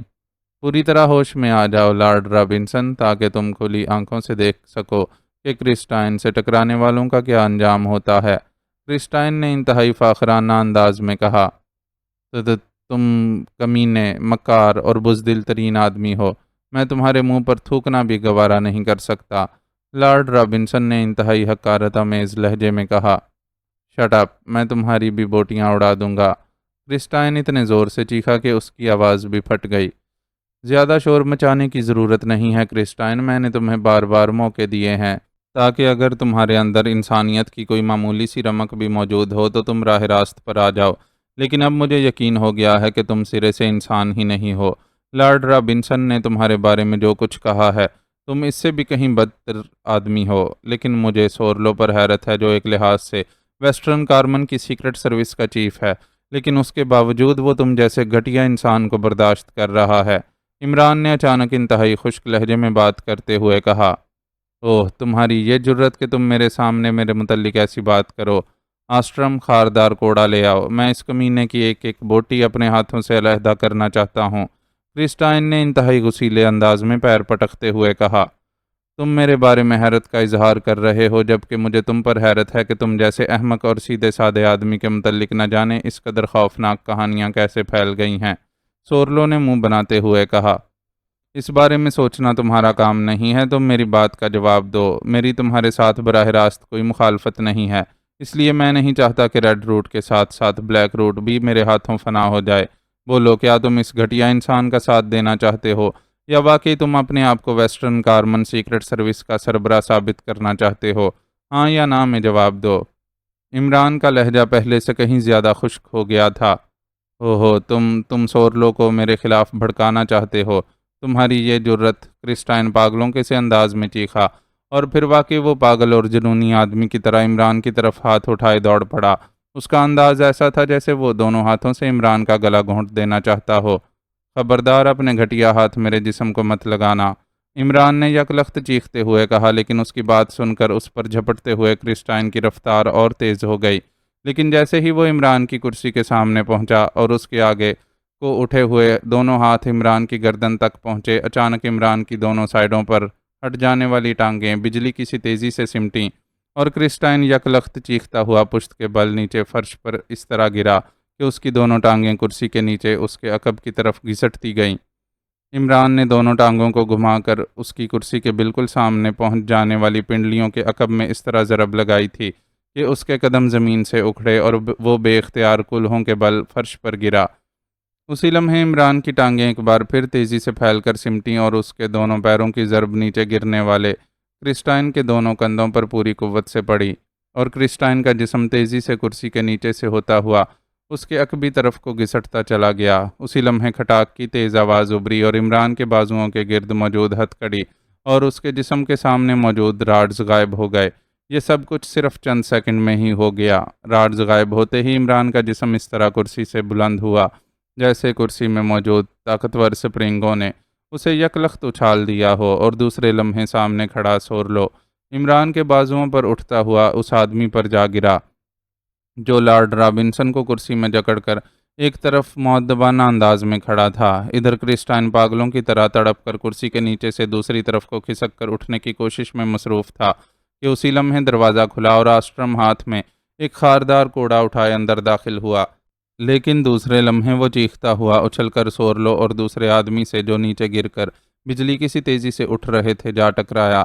عمران نے حیرت انگیز پھرتی سے گھوم کر اسے گردن سے پکڑ کر سورلو اور دوسرے آدمی کی طرف اچھال دیا تھا۔ البتہ دوسرے ہاتھ سے اس نے اس کے ہاتھ میں پکڑا ہوا کوڑا جپٹ لیا تھا۔ عمران کو چونکہ علم تھا کہ کرسٹائن خالی ہاتھ ہے، جبکہ سورلو کی جیب میں یقیناً ریوالور تھا، اس لیے اس نے آسٹرم کو سورلو کی طرف ہی اچھالا تھا۔ اس بار ان کے اٹھنے سے پہلے ہی عمران چھلانگ لگا کر ان کے قریب پہنچا اور پھر فضا میں شڑاب شڑاب کی تیز آوازوں کے ساتھ ہی ان تینوں کے حلق سے بھیانک چیخیں نکلیں۔ اسی لمحے کرسٹائن اٹھ کر کھڑا ہونے میں کامیاب ہو گیا۔ عمران کا جسم تیزی سے گھما اور ایک بار پھر شڑاب کی تیز آواز کمرے میں گونجی اور اس بار کرسٹائن خوفناک انداز میں چیختا ہوا واپس فرش پر جا گرا۔ عمران کا جسم ایک بار پھر پہلے والی سمت میں گھوما اور اس بار تو جیسے اس کے بازو میں مشین سے فٹ ہو گئی اور شڑاب شڑاب کی تیز آوازوں کے ساتھ ہی کمرہ روح فرسا چیخوں اور کراہوں سے گونج اٹھا اور چند ہی لمحوں میں سورلو، آسٹرم اور ان کا ساتھی تینوں شدید زخمی ہو کر ساکت ہو گئے۔ عمران ان کے ساکت ہوتے ہی بجلی کی سی تیزی سے کرسٹائن کی طرف گھوما اور پھر اسے دوڑ کر کرسٹائن کی طرف جانا پڑا، کیونکہ کرسٹائن اس دوران اٹھ کر دروازے کی طرف بھاگنے لگا تھا اور تقریباً وہ دروازے کے قریب پہنچ ہی چکا تھا۔ عمران تیزی سے اس کی طرف دوڑا کیونکہ دروازہ کھلا ہوا تھا اور اگر کرسٹائن اس بار ہاتھ سے نکل جاتا تو پھر عمران اور اس کے ساتھیوں کا بچ نکلنا یقیناً محال ہو جاتا۔ کرسٹائن نے جیسے ہی اپنے پیچھے لپکتے ہوئے عمران کو دیکھا، وہ یکلخت بجلی کی سی تیزی سے مڑا اور اس نے اچھل کر انتہائی حیرت انگیز انداز میں عمران کے سینے پر فلائنگ کک مارنے کی کوشش کی۔ عمران کو کم از کم کرسٹائن سے ایسی توقع نہ تھی، اس لیے عمران جیسا شخص بھی بر وقت نہ سنبھل سکا اور اچھل کر پشت کے بل نیچے گرا ہی تھا کہ ریوالور چلنے کا زوردار دھماکہ ہوا اور اس کے ساتھ ہی کرسٹائن جو فلائنگ کک لگا کر فضا میں کلا بازی کھا کر سیدھا ہو رہا تھا، چیختا ہوا ایک زوردار دھماکے سے نیچے فرش پر گرا اور بری طرح تڑپنے لگا۔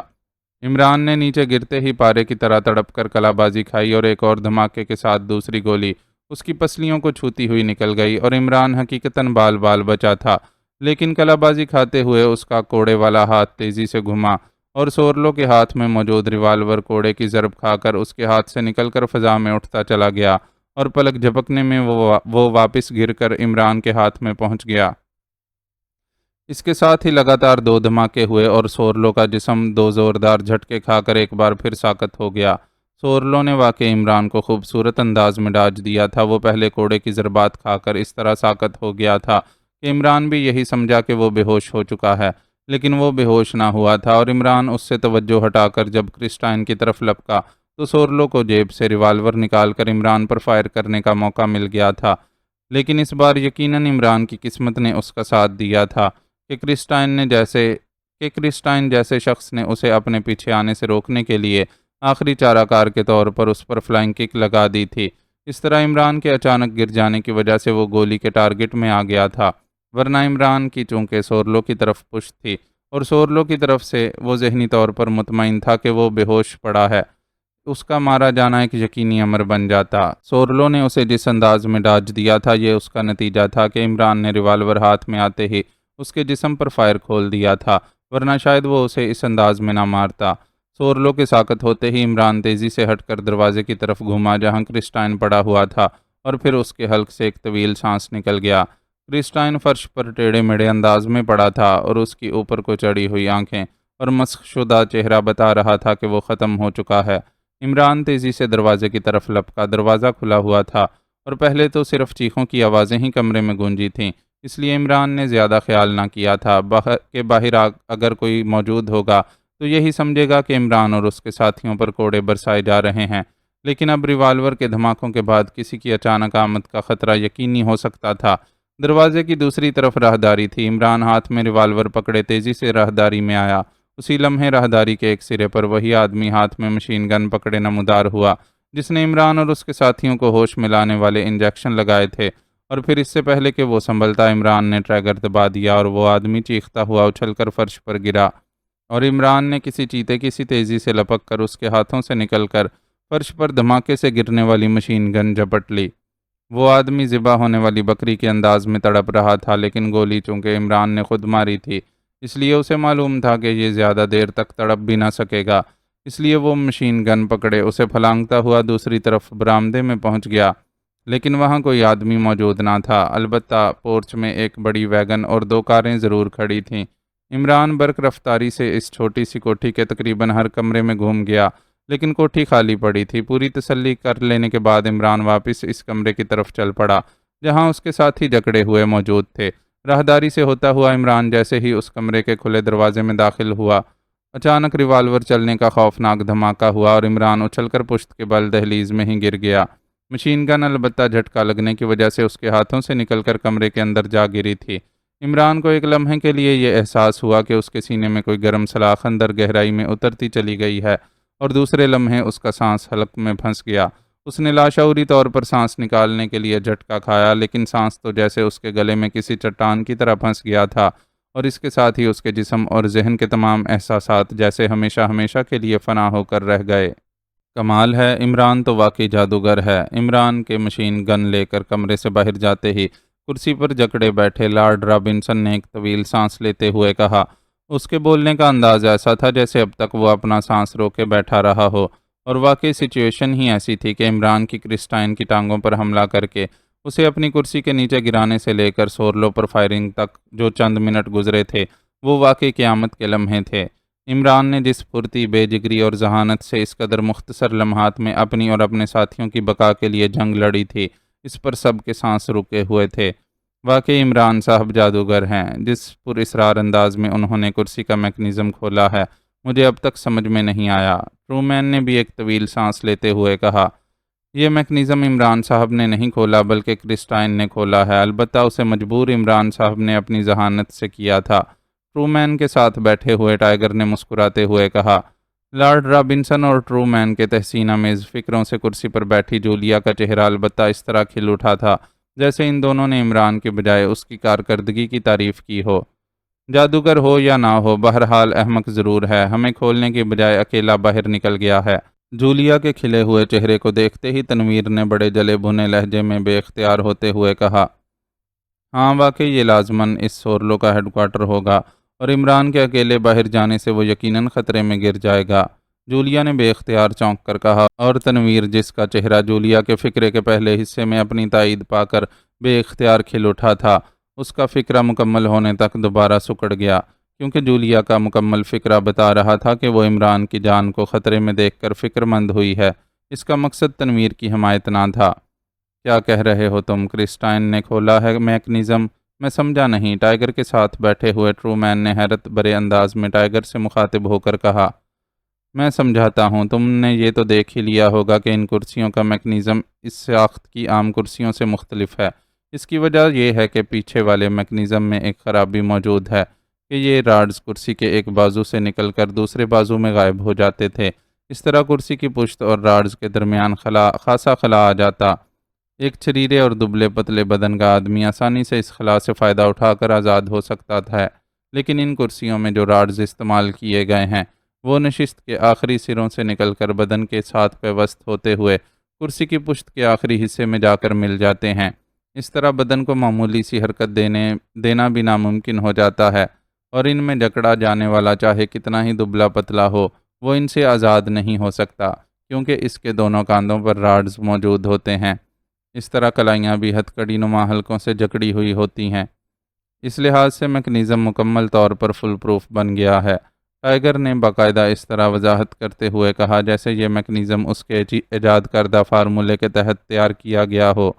ہاں واقعی یہ نئے انداز کا میکنزم ہے، مگر ٹرومین نے سر جھٹکتے ہوئے کہا، چونکہ یہ ڈبل میکنزم ہے، یعنی نشست سے پشت تک جانے والے راڈز علیحدہ ساخت کے ہیں اور کرسی کے بازو والے حلقے علیحدہ ساخت کے ہیں، اس لیے اس ڈبل میکنزم کو بیک وقت چلانے کے لیے ہیوی میکنزم چاہیے، جو یقیناً سنگل میکنزم کی طرح کرسی کے عقبی پائے میں فٹ نہیں ہو سکتا۔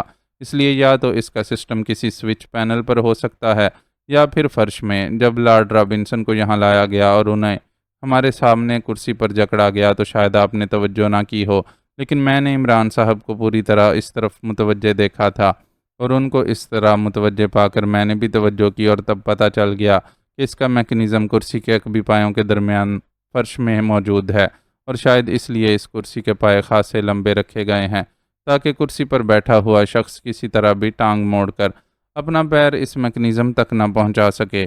میکنزم تو میں نے دیکھ لیا، لیکن ظاہر ہے اس انداز میں جکڑے ہونے کے بعد اسے کسی طرح کھولا نہ جا سکتا تھا، لیکن عمران صاحب کی بے مثال ذہن نے اسے کھولنے کی ایک عجیب ترکیب سوچ ہی لی، اور واقعی یہ ترکیب اس قدر عجیب اور منفرد ہے کہ کم از کم میرے تو تصور میں بھی نہ آ سکتا تھا۔ اور جسے آپ سب جادوگری کہہ رہے ہیں، یہ ترکیب سوچنا اور پھر درست انداز میں عمل درآمد کر لینا واقعی ذہنی جادوگری ہے۔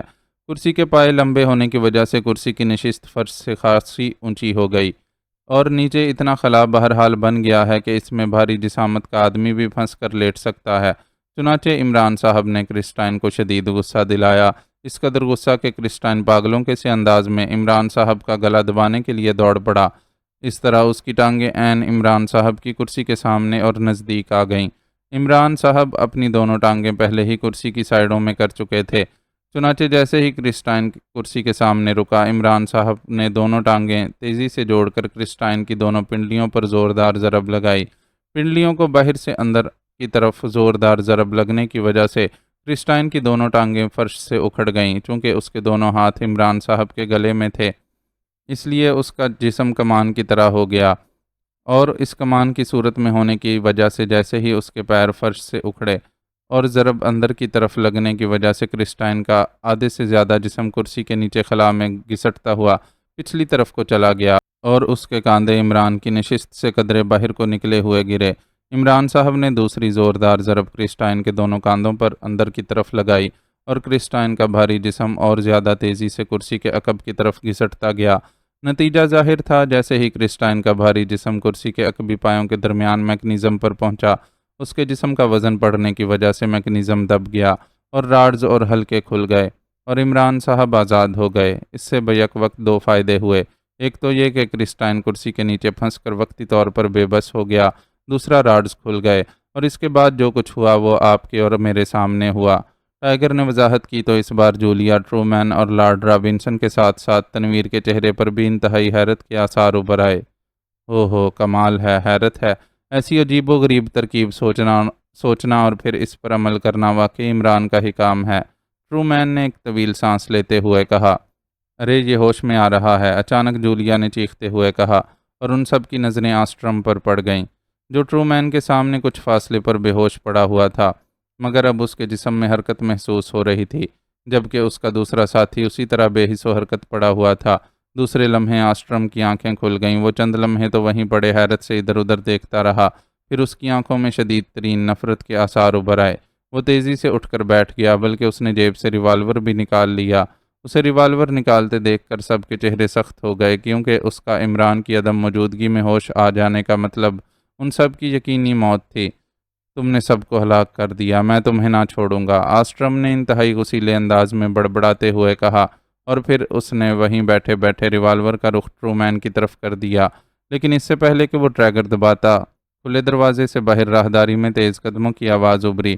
یقیناً آنے والا عمران تھا، اور قدموں کی آواز سنتے ہی آسٹرم کا ہاتھ تیزی سے دروازے کی طرف گھما، اور پھر اس سے پہلے کہ ٹرومین یا دوسرے ساتھی چیخ کر عمران کو صورتحال بتاتے، بیک وقت دو امور وقوع پذیر ہوئے۔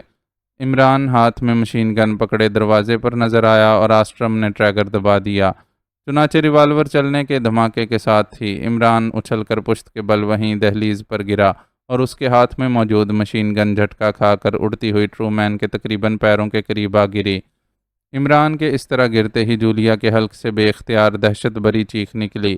عمران نیچے گر کر صرف ایک لمحے کے لیے تڑپا، پھر ساکت ہو گیا۔ ہا ہا ہا ہا، میں سب کو مار دوں گا، سب کو۔ آسٹرم کے حلق سے فاتحانہ کہا نکلا، اور وہ بجلی کسی تیزی سے تڑپ کر مشین گن اٹھانے کے لیے اس پر جھپٹا ہی تھا کہ ٹرومین کی دونوں ٹانگیں بجلی کسی تیزی سے حرکت میں آئیں، اور سمٹ کر مشین گن پر جھپٹتے ہوئے آسٹرم کی گردن کے گرد پڑیں، اور دوسرے لمحے چھریرے بدن کا آسٹرم بری طرح چیختا ہوا ٹرومین کی کرسی کے نیچے اس کے عقبی طرف گھستا چلا گیا۔ مشین گن بھی اس کے جسم کے ساتھ ہی گھسٹتی ہوئی پیچھے کی طرف چلی گئی تھی۔ دوسرے لمحے کھٹاک کی آواز سنائی دی، اور ٹرومین کی کرسی کے راڈز کھل گئے۔ ٹرومین آزاد ہوتے ہی بجلی کسی تیزی سے اچھلا اور سامنے پڑے ہوئے اس ریوالور پر جھپٹا، جسے آسٹرم وہیں چھوڑ کر مشین گن کی طرف لپکا تھا۔ پھر ریوالور اٹھا کر اس نے اسی انداز میں پلٹنے کی بجائے یک لخت سائیڈ پر چھلانگ لگائی، اور عین اسی لمحے مشین گن کی گولیوں کی بوچھاڑ سیدھی اس جگہ سے گزرتی چلی گئی جہاں ایک لمحے پہلے ٹرومین موجود تھا۔ دوسرے لمحے ریوالور کا دھماکہ ہوا، اور آسٹرم کے حلق سے چیخ نکلی، اور وہ پشت کے بل نیچے جا گرا۔ اس کے نیچے گرنے سے پہلے ٹرومین نے اسے دوسری گولی بھی مار دی اور پھر وہ دوڑتا ہوا اس کے ہاتھ کے قریب گرنے والی مشین گن کی طرف بڑھ گیا۔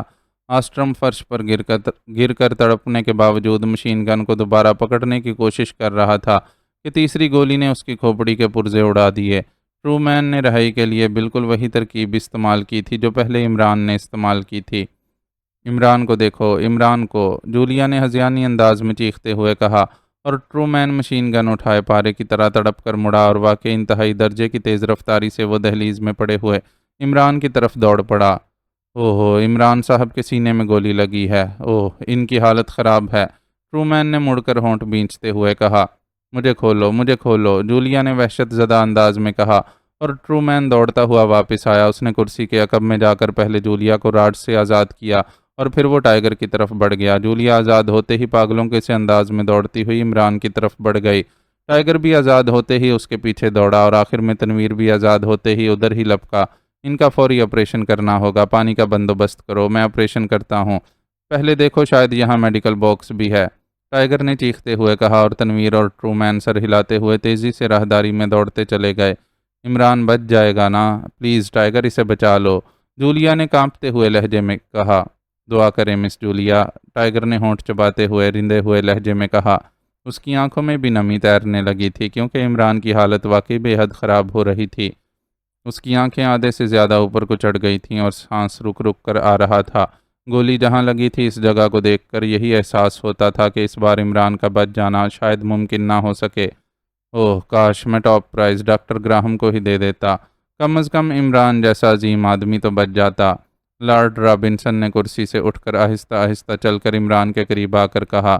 یہ وہی لارڈ رابنسن تھا جو اپنی آنکھوں کے سامنے اپنے معصوم بچوں پر ہولناک تشدد ہوتا دیکھ کر بھی اپنے اصولوں سے ہٹنے پر تیار نہ ہوا تھا۔ وہی لارڈ رابنسن اب عمران کو اس حالت میں دیکھ کر از خود اپنا اصول چھوڑنے پر تیار ہو گیا تھا۔ میڈیکل باکس مل گیا ہے، اسی لمحے تنویر نے بے تحاشا دوڑ کر آتے ہوئے کہا۔ اس نے ہاتھ میں ایک بڑا سا باکس تھاما ہوا تھا اور اس کے چہرے پر بھی ایسے تاثرات تھے جیسے وہ کسی انتہائی عزیز ترین ہستی کو بچانے کے لیے بے چین ہو۔ ٹرومین بھی اس کے پیچھے بالکل اسی انداز میں بھاگا چلا آ رہا تھا۔ اس کے ہاتھ میں پانی کی 2 بڑی بڑی بوتلیں تھیں اور پھر ٹائیگر نے کسی ماہر ڈاکٹر اور سرجن کی طرح کام شروع کر دیا۔ اس نے پہلے عمران کے بازوؤں میں یکے بعد دیگرے تقریباً 4 انجیکشن لگائے۔ ان انجیکشنوں سے عمران کی ڈوبتی ہوئی نبض قدرے بحال ہو گئی۔ زخم پانی سے صاف کر کے جیسے ہی آپریشن کے لیے ٹائیگر نے نشتر سنبھالا، جولیا سمیت سب ساتھیوں کو جیسے سکتہ سا ہو گیا تھا۔ ان سب کے چہرے امید اور نا امیدی کی ملی جلی کیفیات کی وجہ سے عجیب سے دکھائی دے رہے تھے، جیسے وہ بیک وقت مر بھی رہے ہوں اور زندہ بھی ہو رہے ہوں۔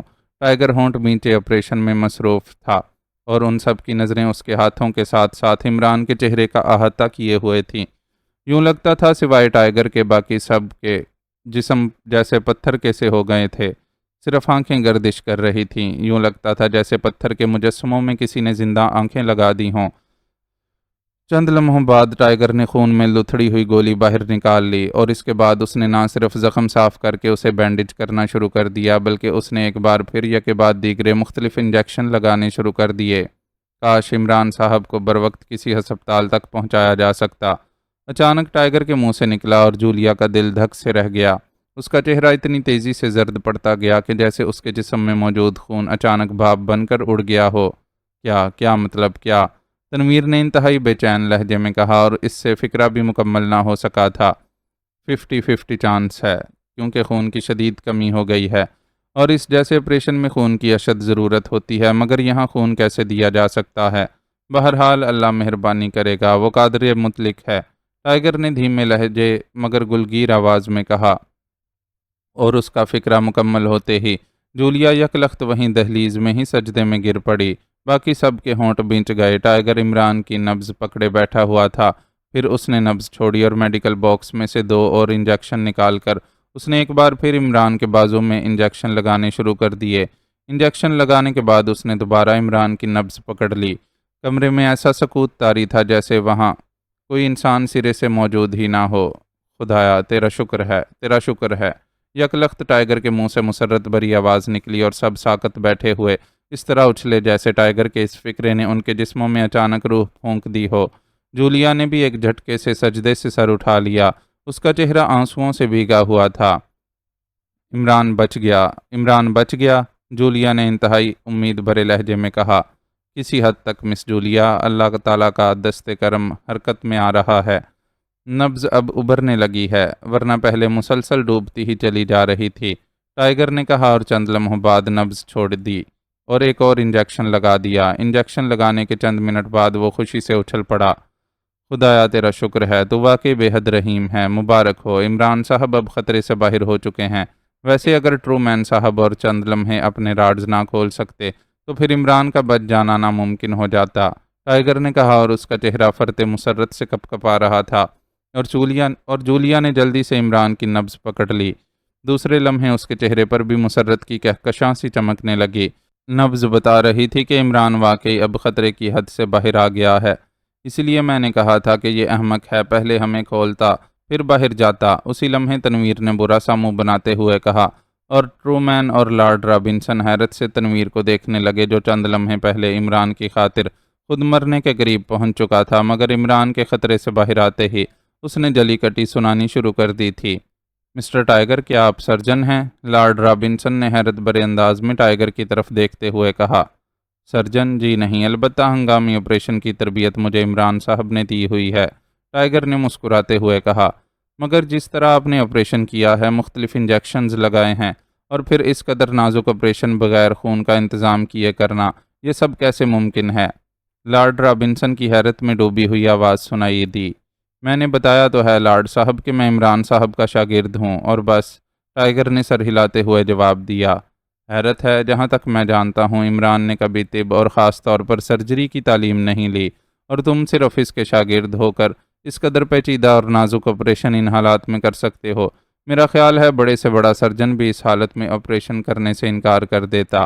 لارڈ رابنسن کی حیرت لمحہ بلمحہ بڑھتی جا رہی تھی۔ لارڈ رابنسن، سرجن نے صرف مریض کی سرجری کرنی ہوتی ہے، جبکہ میں نے عمران صاحب کی نہیں بلکہ اپنی روح کی سرجری کی ہے۔